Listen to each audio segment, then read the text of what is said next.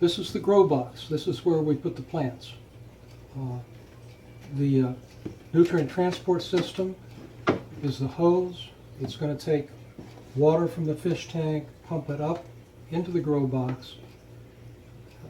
Nitrifying bacteria will convert the fish waste to fertilizer. There will be a biofilter down here made of stuff I'm going to show you, and then the waterfall unit returns the water, clean water, to the fish. So it's an ecosystem. Okay, here's what we're going for. This is a grow box that's been populated with watercress, and you can see what the system will look like when I've done what I'm going to do next.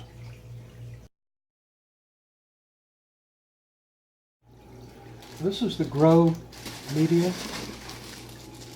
These are expanded clay pellets. They're very light. They're like popcorn.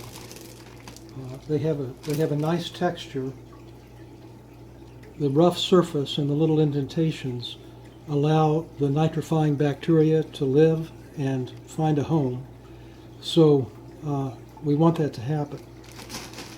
This is a pre-mixed bunch, pre-measured. I'm going to add some fiberglass for color. Notice that I'm leaving the nutrient transport system pump hose in place so the pellets won't fall out. And we're going to add the grow media.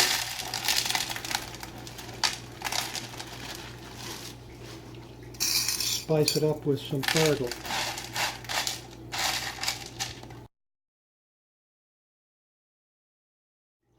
This is activated charcoal. It's pre-washed. I'm going to add it to the grow medium, and what this will do is turn the plant box, grow box, into a biofilter and keep your water from turning yellow.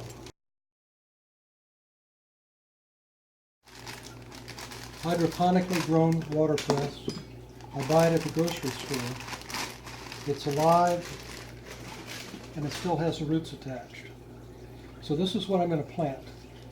I'm going to separate this into 3 sections,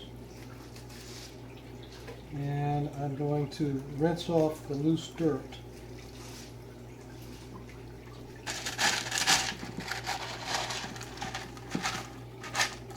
Lightly cover the roots.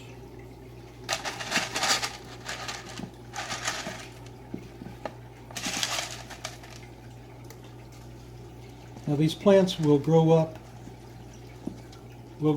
toward light and be harvestable. So what we have here is a renewable source of watercress, which only grows in moving water.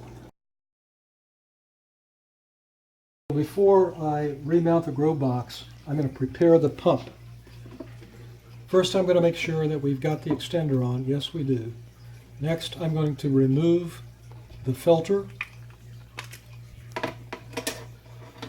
We don't want a filter in here because we want the pump to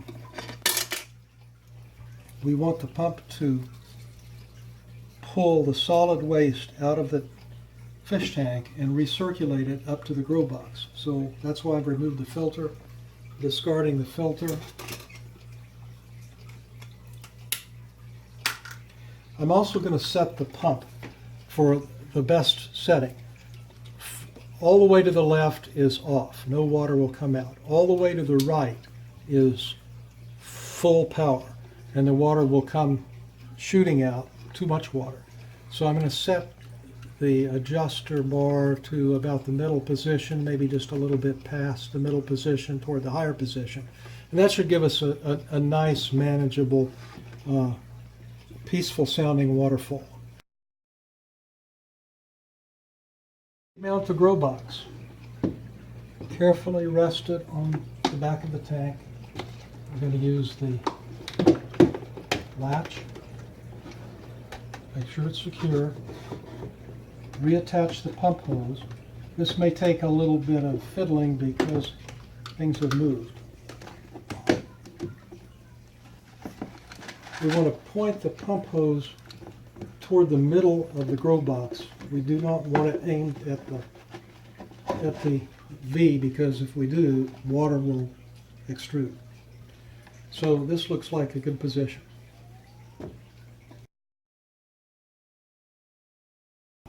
So imagine a fill line just below the back holes.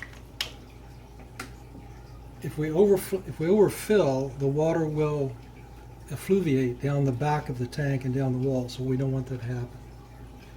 Now, we're going to use chlorine-free water. It can be either distilled water, which you get at the grocery store, or more conveniently, tap water that's been dechlorinated. So I filled this up at the kitchen sink. I'm going to add a dechlorinator. It takes only a few drops, just a few drops, and it works instantly. Here's your conditioner. Let's see. Fill the tank.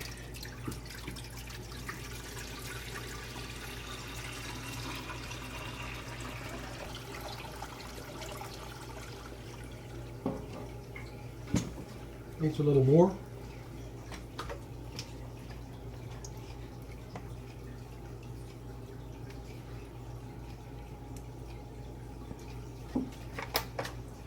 That's about right.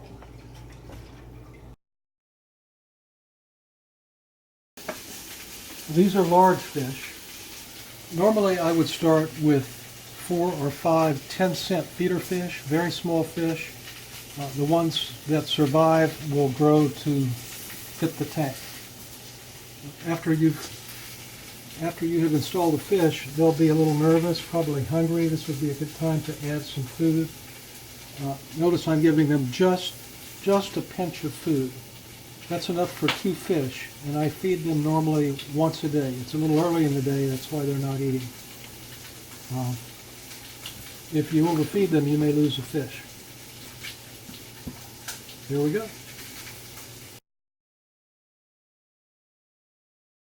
The final step then is to turn on the pump. Now you'll notice there's some black pieces at the bottom of the tank. That's not fish poop, that's activated charcoal that has come through the fountain. This activated charcoal is going to bleed for about a day. You'll see the pieces down here. You'll also get a gray film on the tank. So after about a day, you'll want to remove the plug, take the water out of the tank, put the tank in the dishwasher or clean it with Windex, make it all nice and put it back, and then you'll be ready for a nice, clean, sparkling tank. And let's start the pump.